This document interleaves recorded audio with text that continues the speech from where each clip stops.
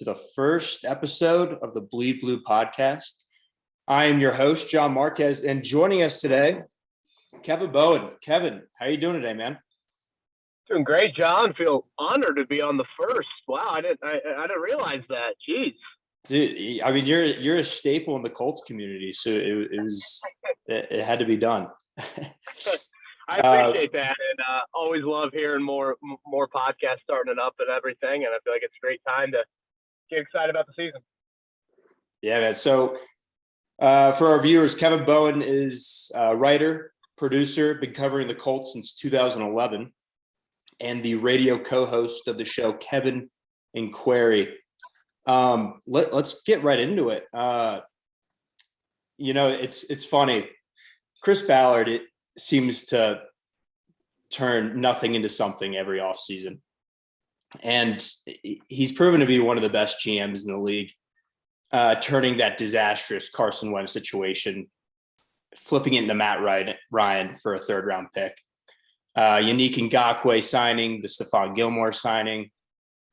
Does this feel like it's probably the best Colts squad under the Chris Ballard, Frank Reich regime? And if so, what are the expectations this season? Yeah, I would say if you look at kind of like every single position group and were to rank them, I'd say probably the most balanced. That's probably where I would go there, especially both sides of the ball. Obviously there's still some questions, mainly offensively at the pass catching spots. But, to your earlier point, John, I think what is such an important quality, and it's much easier said than done, in people in Chris Ballard's level of authority, and that can go for any business, is admitting when you're wrong, knowing when it's time to move on. And, I think you can point to some cases in the previous regime where the Colts struggled with that. And I feel like in this instance with Carson Wentz, they realized that even though contractually it might make more sense to retain him, even though, from who was available on the open market, it made sense probably to keep Wentz. Again, at the time, obviously you didn't have Matt Ryan available. Ballard felt like they would exhaust everything. And, Frank Reich puts the Colts in a pretty attractive quarterback situation. That guys, I think, want to play for Reich. So, again, credit to them for not being like other franchises where, oh, man, I don't want to go there, or there might be a stigma with that. And I really feel like as well, John, it's probably the most win now offseason they've had. I mean, certainly not every move has checked that box, but the Gus Bradley influence, I feel like that was huge in Yannick Ngakoue and Stephon Gilmore. And, I've been kind of saying for a few years now, I thought it was time for a change on the defensive side of the ball, just because I felt like they had kind of reached their ceiling. Warren is open-minded to some different skill sets, and I think Ngakoue kind of speaks to that with his skill set. So, I'd say all in all, when you look at the AFC South, it's probably the most confident I've been about the Colts going into a season. I think a lot of that has to do with what Tennessee lost in A.J. Brown, but at the same time, I do feel like the Colts are in a position to, finally get that division drought off their back. It's funny. People around the league, they always talk about identity. So what's your team's identity? For example, the Chiefs, they're going to beat you in the passing game. They want to throw over the top, beat you with their playmakers. Patriots, they're going to beat you with defense, and they're going to beat you with special teams. The Colts, under Frank Reich, it's always been, we're going to beat you at the line of scrimmage, and we're going to run the ball down your throat. And that's kind of Chris Ballard's philosophy as well. Do you see the Colts identity changing this fall to maybe a more pass-friendly offense, given Matt Ryan's a proven 4,000-yard thrower, and now he's got the likes of Alec Pierce, Jelani Woods, alongside Pittman, Hines now in the slot? How do you view that? Yeah, I think that's the biggest question entering the season. Can Matt Ryan take advantage of some more opportunities with favorable, passing game numbers, if you will? And by that, I reference Jonathan Taylor just running against loaded boxes, the play action, all that. But I can't commit to the passing game taking a huge jump because it's such an unproven group. As much as I watched Alec Pierce, rip the heart out of my alma mater and IU and the heart out of my true fandom in Notre Dame this year. Look at rookie wideouts. Hell, look at rookie wideouts just with this franchise. It's hard to ask them to come in and give you substance or substantial numbers. I mean, even Michael Pittman, who I think people would say, and when he got drafted, 20 spots ahead of Pierce, he was the more accomplished collegiate wideout. Had dealt with a lot of adversity in college based off his quarterback, the situation at USC, his offensive coordinator situation as well. And yet he had his ups and downs, as a rookie. And I think the same thing goes for Jelani Woods.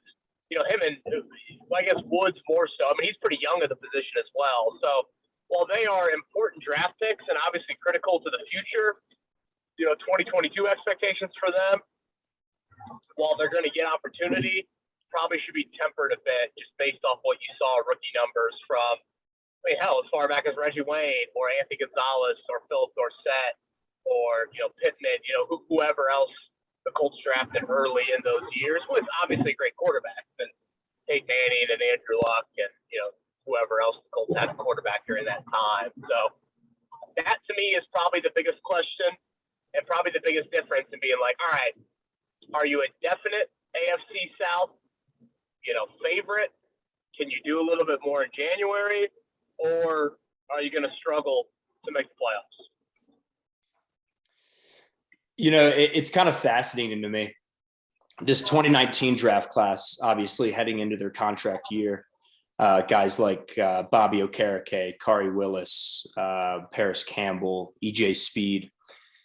And I got to be frank with you. I don't know who Chris re-signs at the end of this year. I mean, it's not a smack to that class, but I mean, compared to, the 2018 class and the 2020 class with JT and Pittman, do you see Chris re-signing anyone off the top of your head after this year?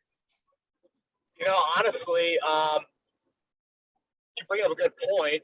That 2019 draft class doesn't have a lot of names, and feel free to kind of fill me in. I mean, Okereke, you bring up a great point at EJ Speed.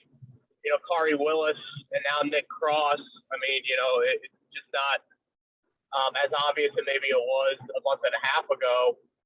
Obviously, Rocky Sean is gone. Paris Campbell has the injuries. Ben Banagoo is hanging on by a thread. So, yeah, I don't certainly nothing like 2018, which, to be fair, it's hard to kind of replicate that. But I think 2019 was a very uneven draft. You can probably make the argument it's a little bit on the poorer side, especially comparing it to other Ballard drafts. I think the bigger financial questions I have for next year is, what does the Quentin Nelson extension look like? When does that come? And then what about Michael Pittman and Jonathan Taylor? I mean, by every account, based off Darius Leonard, Braden Smith, I feel like I'm forgetting somebody else, but I guess Nelson will fall into the category as well. When you prove it on your rookie deal, Chris Dowd gives you an extension before that final year of your rookie deal. Well, Taylor certainly qualifies, and you would think Pittman would as well. Well, I mean, in two different ways, it's a fascinating debate on both of them. How much do you pay for a running back? And again, I fully expect the Colts to want to retain both of those guys, but you're going to be paying a running back unlike any team in the NFL pays a running back. And then if you look at Michael Pittman, if he has the season, I think a lot of people are assuming he will be in the clear-cut number one target for Matt Ryan. Michael Pittman's going to put up numbers that A.J. Brown and DK Metcalf and, those guys put up this past year, and we saw what happened with them contractually in the offseason. So the 2019 draft class, yeah, not a lot of action. You're not breaking the bank a whole lot with them. But how you handle Nelson's extension, the franchise tag, I don't think they would go that route, but it might make the most sense contractually, honestly. And then Pittman and Taylor as well. Boy, that'll be really, really interesting to keep an eye on because the Matt Ryan cap hit going to take a huge jump next year. There's been a general consensus just really around the whole league and within the Colts community that this Colts team is ready to win now. And it's kind of been like that ever since Phillip Rivers came into the building in 2020. Yet the Colts haven't won a playoff game since 2018. And correct me if I'm wrong, but they haven't won the AFC South since 2015. 2014, yeah. 2014. So, coming into this year, coach or player, who do you think's under the most pressure to succeed? Yeah. Yeah, I think you start at the top of the franchise. Bowen and Reich would be the two guys. At some point, results have to deliver, and you are playing in the easiest division, the AFC as well. Ryan Grigson and Chuck Pagano heading into respective year 6 and year 5 of their tenure, they had more tangible results. They had more wins. They had more playoff wins. I know a lot of people point to obviously Andrew Luck being a huge factor in that. And to be fair to that duo, when Luck wasn't in the lineup, they did win without him. It wasn't a whole lot, and he wasn't out of the lineup for too long, but they did do that. Obviously, there were foundational issues. The drafting was poor, and there were reasons why Jim Irsay made that decision. But again, I just think at some point those two have got to deliver for you. You haven't hosted a home playoff game since 2014, and that just seems like, hell, it's 8 years ago. That just seems so long for this franchise, especially when they had such a strong grip on the division for so many years. So, yeah, I would start there. Player-wise, anytime you play the position that you do, Matt Ryan would be on that list. It's not like his career would wildly change if all of a sudden he tapered off here at the end from how we view his career and things like that. But I would say, Kwity Paye, Ngakoue, the pass rush is so vital. For health reasons, you throw Paris Campbell and Julian Blackmon onto that list as well. There's all different types of pressure. There's pressure based off money. There's pressure based off health. There's pressure based off what the others around you on the roster look like. Michael Pittman has a ton of pressure on him just because it's an incredibly unproven group around him. And in a way, Pittman is still trying to prove that, he can maybe take that definite jump to be in one of the top 15 wideouts in the league, or however you want to label them. So, all of that, I think, would qualify to me as just different types of pressure. So going back to your point about Gus Bradley being the new defensive coordinator, I agree with you in that he brings that new juice that I think the Colts need on that defensive side of the ball. And last year, Matt Eberflus hitting his ceiling with his system and the squad. And I look at this defense, and there's just so many talented pieces on it. And I want to talk about the safety group, because I feel like Rodney McLeod, Corey Willis, Blackmon, and I'm missing one more, and Cross, who, by the way, Chris Ballard and his scouting department gave up, I think, a third-round pick to get Nick Cross, which it is a defensive player, so we should have known better. But how do you see that safety room shaping up? Do you think Gus is going to maybe throw in a couple packages, get everyone playing, or is it kind of going to be a 2-3-man show? Yeah, it's something that I'm curious about as well. I kept putting on my off-season list, all right, what about safety? What are they going to do with safety? And, part of the reason is the health of Julian Blackmon, and to a lesser extent, the health of Corey Willis, but coming off the Achilles for Blackmon. But then also, the other side of it, I think you'd put in there and by the way, I'm just pulling in the Colts complex, so if you hear me say my name, that's why I'm not reintroducing myself on the podcast. The other side is, like you said, safeties in Gus Bradley's scheme, I think, differ a little bit than safeties in Matt Eberflus' scheme.